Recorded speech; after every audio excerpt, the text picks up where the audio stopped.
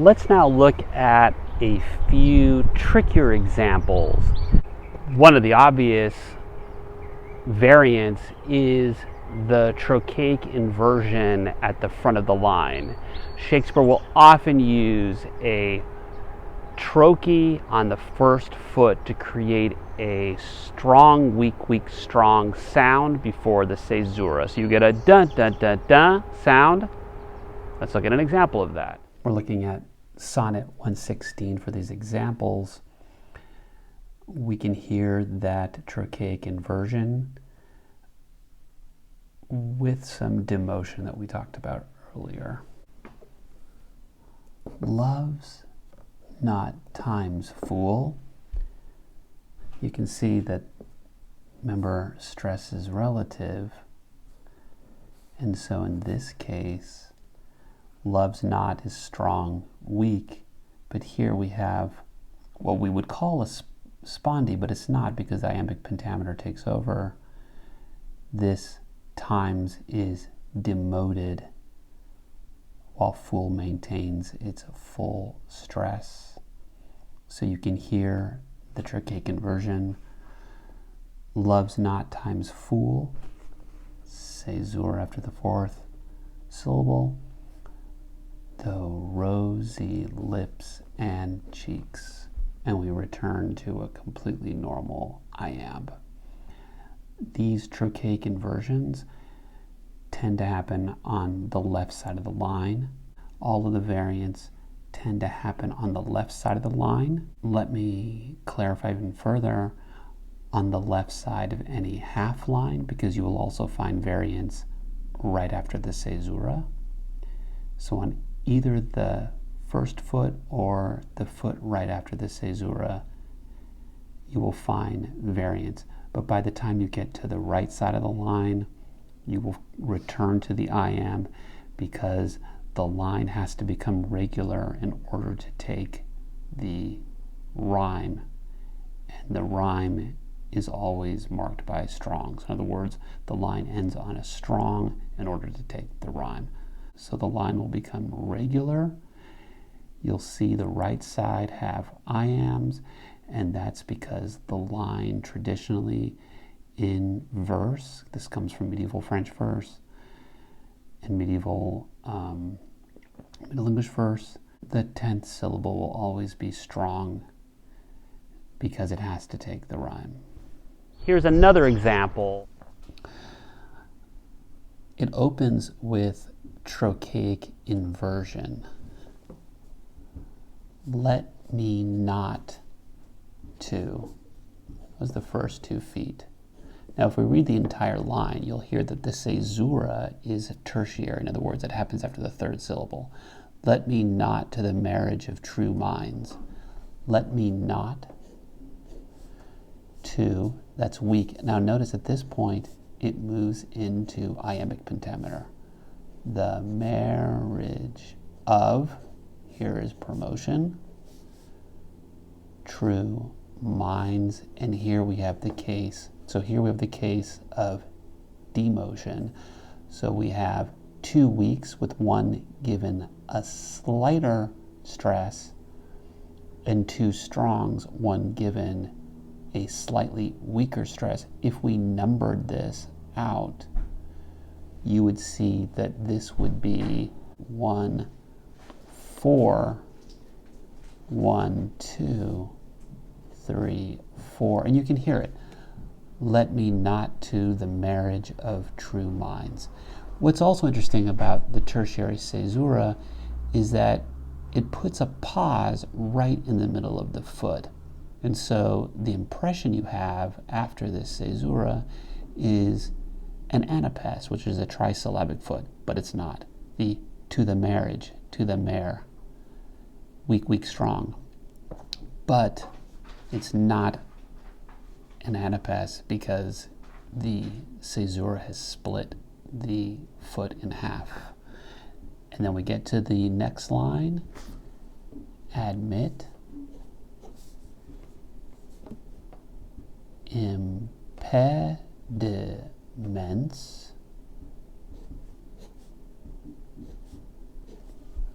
and And then here is our caesura, you can hear it. Admit impediments. And then we get another trochaic inversion after the caesura. Love is not love. Shakespeare loves that strong, weak, weak, strong. But usually you're going to find this strong, weak, weak, strong pattern, this da, da, da, da pattern at the first foot and the second foot. So here we have trochaic inversion at the first foot, but it's 2 in a row. That's not expected. And then we have a classic trochaic inversion followed by iambic. Usually we'll find this in the first and second foot, but here we're finding it after the caesura. So we have all this variety in the first 2 lines, and then we get a normal iamb, which alters when it alteration finds. And of course, the caesura is after the when.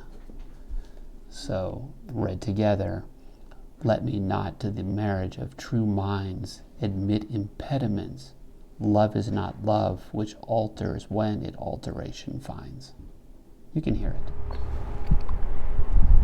Now here's another one that should bring pause. Like, for example, how can you have a decasyllabic line of 10 syllables when you count the line? And there are 11. One that looks 2, 3, 4 on tempest, 5, 6, and is 8, 9, 10, 11. And of course you know that the caesura is after tempest, that looks on tempest and is never shaken. Well, the answer to this is very simple. This is a feminine ending. That means that the line should end on a strong, but in fact ends on a weak, and that weak is not counted. It is extra metrical. Let me show you. That looks, there's the first foot, on tempests, and that's promotion right there, is never shay. That's where the line officially ends, and this part is extrametrical. It doesn't count. It's a feminine ending. The same situation is going to happen here. Whose worth's unknown, although there's a caesura right there, although his height be taken. This is also extrametrical.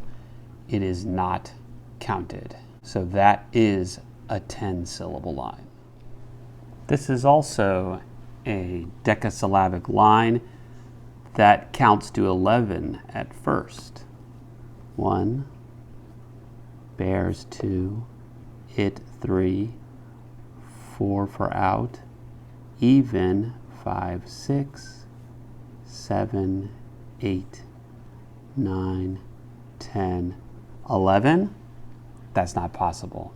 In this case, we are going to use a metaplasm, which is a figure of orthography which adds or subtracts a letter or syllable. And in this case, we're using syneresis. It allows us to slur the word. It makes a 2-syllable word become 1 syllable. And the example here is even. But bears it out even. It sounds like we're slurring it. Sometimes I'll say the word slur. Sometimes you'll slur syllables away, even to the edge of doom. And how can we prove this is actually happening? How can we prove this slurring or the use of synorasis other than the fact that it exists as a figure? Because the meter tells us, but bears it out. But bears it out, pause, even to promotion the edge of doom. That's how you prove it. Here's another example of a metaplasm. The diastole. It's an example where a short vowel is lengthened into a long vowel so as to add an extra syllable. Oh no, it is an ever fixed mark. That fixed, that ed adds another syllable. Just to show you, 1, 2, it is an ever fixed mark. And it also works on the meter. Oh no, it is an ever fixed mark. It's always going to be weak. Now, beware, not all the time you're going to find the use of an accent grave. That's that particular accent mark over the E. Sometimes you're not going to see that in text from this period. Dittos with the Middle Ages. You just have to know when you're reading poetry. Sometimes the poet is expecting you to add that because they presume that you can hear the meter and the syllable count. In this case, the diastole has been marked out for you. Below that is syncope. You find this in the books of the period. Syncope is when you cut out a letter or syllable in the middle of a word with an apostrophe. The apostrophe marks the dropping of a letter in order to drop a syllable to regulate your meter. Synaleipha, which is the next one, the next metaplasm I'm going to show you. And that's right here. Synaleipha is the contraction of two neighboring syllables from two different words. So whose worth is unknown becomes whose worth's unknown. And that's another example of it being printed so that we can see it obviously, marked by the apostrophe, as we see right here.